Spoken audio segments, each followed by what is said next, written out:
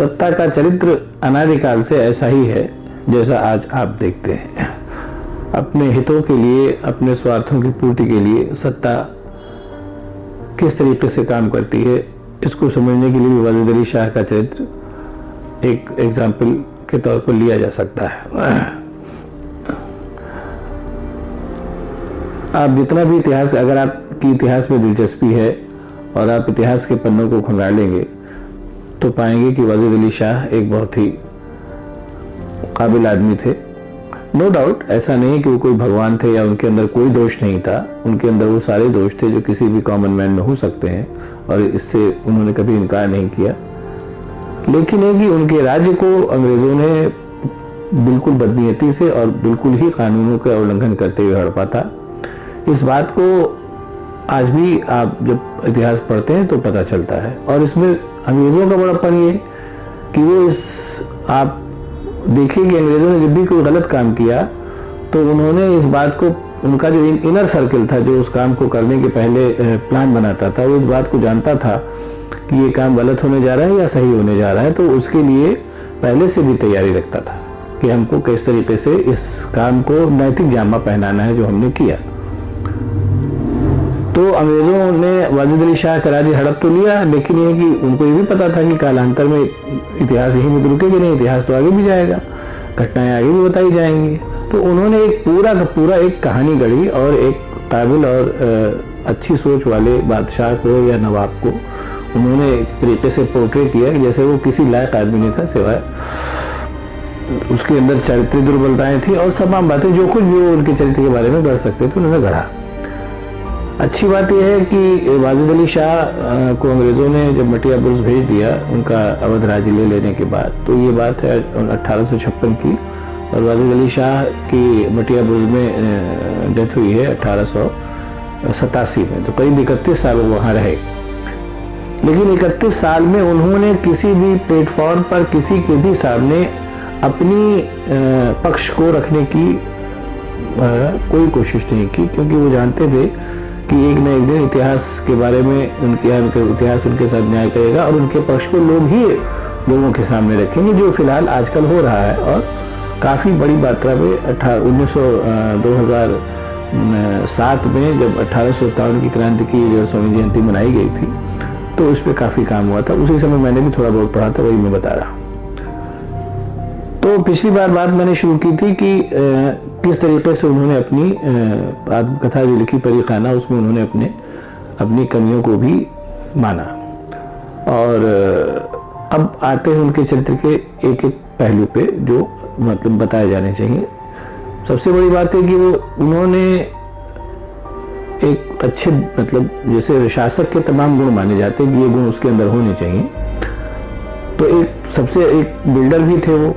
तो उनका लखनऊ में लोग जो आते हैं लखनऊ को जानते हैं, और आगे भी जो लोग आएंगे यहाँ पर कैसर बाग को देखने जाएंगे वो, तो कैसर मिर्ज़ा वाजिद अली शाह का घर का नाम था मिर्ज़ा कैसर जमा।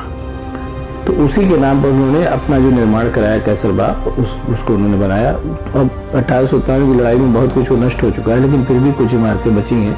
एक सफ़ेद बारादरी उसकी बची हुई है, जिसको अब आजकल उसका व्यावसायिक इस्तेमाल होने लगा है, और उस इमारत की तमाम चीज़ें वहाँ पर बची हुई हैं। एक जहाँ पर वो गाना वाना सुनते थे परी खाना, वो इमारत भी खंडर हो गई, उसकी जगह पर ही भातखंडे संगीत यूनिवर्सिटी बनी हुई है। तो उसी जगह पर बिल्कुल जहाँ पर वो परी खाना नाम की इमारत रही होगी। तो ये तो उनका एक बिल्डर वाला पहलू। और सबसे बड़ी बात जिस पे कालांतर में लोग गौर करेंगे, अभी भी इस पर थोड़ा बहुत काम हो रहा है, कि जो अवध का जो वास्तुशिल्प था, उनकी जो भवन निर्माण शैली थी, वो मूलतः वहाँ से आई थी, पर्शिया से होते हुए, मुगलों से होते हुए यहाँ तक पहुँची थी। लेकिन उसमें अवध के जो नवाब थे उन्होंने इंडियन और यूरोपियन स्टाइल का भी मिश्रण किया था। आप कभी लखनऊ आएंगे, अगर आपकी दिलचस्पी आप देखेंगे तो जो क्या नाम है, यहाँ पर आपको फ्रांसीसी वास्तुशिल्प के नमूने बनेंगे और इटालियन का भी मिलेगा, और क्या नाम है, हजरतगंज को आप उठा करके अगर आप देखिए तो वो एक तरीके से यूरोपियन स्टाइल में बसाया गया है। उसकी इमारतें भी यूरोपियन ढंग की हैं, और एक अब तमाम इमारतें तो खंडर हो चुकी हैं, वो भी यूरोपियन स्टाइल बनाई गई थी। दिलकुशा कोठी है। तो ये सब चीज़ें जो उन्होंने की थी वहाँ के लोगों ने। तो वाजिद अली शाह ने भी जो अपना कैसरबाग बसाया था उसकी खासियत ये थी कि उसमें यूरोपियन, इंडियन, मुगल और तीनों स्टाइल को मिला करके उन्होंने खास अवधी स्टाइल ईजाद की थी जिसके तहत वो बना। अब मतलब दुर्भाग्य ये कह लीजिए कि उस लड़ाई में वो पूरी तरीके से नष्ट हो गया, वरना वो कालांतर में वास्तुशिल्प का भी एक अलग स्कूल होता है जिस पे लोग काम करते। अभी भी आप देखिए कि अभी भी नवाबी गए ज़माना हुआ 150 से ऊपर ज़्यादा साल हो गया, लेकिन अभी भी जो लखनऊ की जो गगन रेखा है जिसको आप स्काई लाइन कहते हैं, उसको अभी भी निर्धारित उसी ज़माने की इमारतें ही करती हैं। अभी वही गुंबद, वही डाट, वही सब चीज़ें अभी भी जो नई इमारतें बनती हैं उनमें भी उसी सब का इस्तेमाल किया जाता है। लेटेस्ट अभी हाई कोर्ट की इमारत बनी है, आपको अगर देखा जाए, आप उसको गौर से देखें तो एकदम उसी अवध स्टाइल में वो इमारत बनी है। ये तो उनका हुआ एक पक्ष, जो निर्माता का पक्ष हुआ, और उसके अलावा उनका दूसरा पक्ष था लेखक का। हम लोग को बड़े फख्र से बताया जाता है कि जो अंतिम हिंदू सम्राट दक्षिण भारत में थे, राय विजय कृष्णदेव राय, उनके बारे में बताया जाता है कि उन्होंने कई किताबें लिखी। अमुक्तमाल्यद उसमें एक प्रसिद्ध किताब थी जिसका जिक्र आता है। और उसी तरीके से वाजिद अली शाह भी एक बड़े अच्छे लेखक थे, उन्होंने कई किताबें लिखी और जिसका मैं बता भी चुका हूँ कि उनकी ठुमरी आज तक चलती है। उनका गद्य और पद्य सब कुछ पे बड़ा अच्छा कमाल का उनका मतलब वो था, उस पर नियंत्रण था। थोड़ा स्थाना भाव है, वरना जो लोग इस पर फर्दर काम करना चाहेंगे उस पर और डिटेल ला सकते हैं, कितनी किताबें उन्हें पढ़ी जा सकती हैं, उनको सब मिल सकता है। और उसके अलावा जो एक जिसको अमूमन अंग्रेज़ों ने हास्य के रूप में प्रस्तुत किया, लेकिन एक ये उनकी क्वालिटी मानी चाहिए कि वो म्यूज़िक के और इसके सबके डांस वगैरह के भी बड़े मर्मज्ञ थे। और चूंकि वो मूलतः एक कह लीजिए कि पढ़े लिखे और धर्म मतलब सर्वधर्म संभाव वाले आदमी कहे जाएंगे, तो इसलिए वो भगवान कृष्ण की जो रास लीलाएं होती थी उनका खुद भी मंचन करते थे। और वो उसमें भगवान कृष्ण बनते थे वो, और राधा बनती थी उनकी एक क्या नाम है जो बेगम सिकंदर महल थी। कभी भी आप लखनऊ जब आएंगे तो आप देखेंगे सिकंदर बाग एक जगह पर है।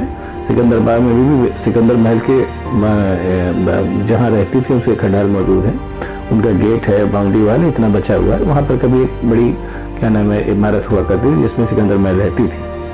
वो जो था उनके वो वाजिद अली शाह जो थे भगवान कृष्ण बनते थे और वो सिकंदर महल राधा बनती थी। पूरा रहस्य होता था। और वहाँ कैसरबाग में ही एक बरगद का पेड़ था, उसी के नीचे ये मतलब नाटक किया जाता था।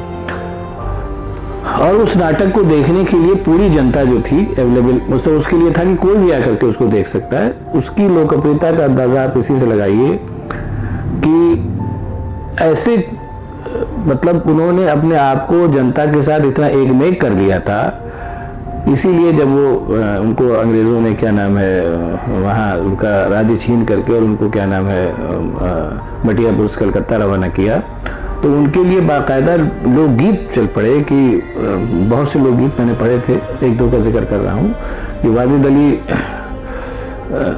वाजिद अली मोर प्यारा आप लंदन को सिधारा, गलियन गलियन खाक उड़त है घरहुन में अंधियारा। ये माना जा रहा था कि जब वो वाजिद अली शाह मटियापुर भेजे जा रहे थे तो ये था उन्होंने सोचा था कि हम लंदन जाके महारानी विक्टोरिया से इस पूरे वाक़े को बताएंगे और देखेंगे कि वहाँ क्या निर्णय लिया जाता है। उसी सिलसिले में एक और था कि राजा जाते हैं लंदन उन पर कृपा करो रघुनंदन। और ये बात मैं बता के ही ख़त्म करता हूँ आज के लिए कि अवध जो राज्य था, अवध राज्य मूलतः भगवान राम का राज्य माना जाता था। इसलिए अवध राज्य का जब नवाब या कोई भी जब सेना चलती थी तो सबसे पहले उसके आगे जो निशान रहता था उस निशान पे क्या नाम है सूर्य की झंडों पे सूर्य भगवान के चित्र बनाए जाते थे। और पूरा जो अवध राज्य का जब लश्कर चलता था तो उसके आगे सबसे पहले सूर्य का निशान वाले झंडे भी चलते थे, क्योंकि नवाबी ये मानता था कि पहले ये भगवान राम का राज्य है, हम तो उस परंपरा में आज की तारीख में कल हम नहीं रहेंगे। और इसके आगे की दास्तान फिर आपको बताइए।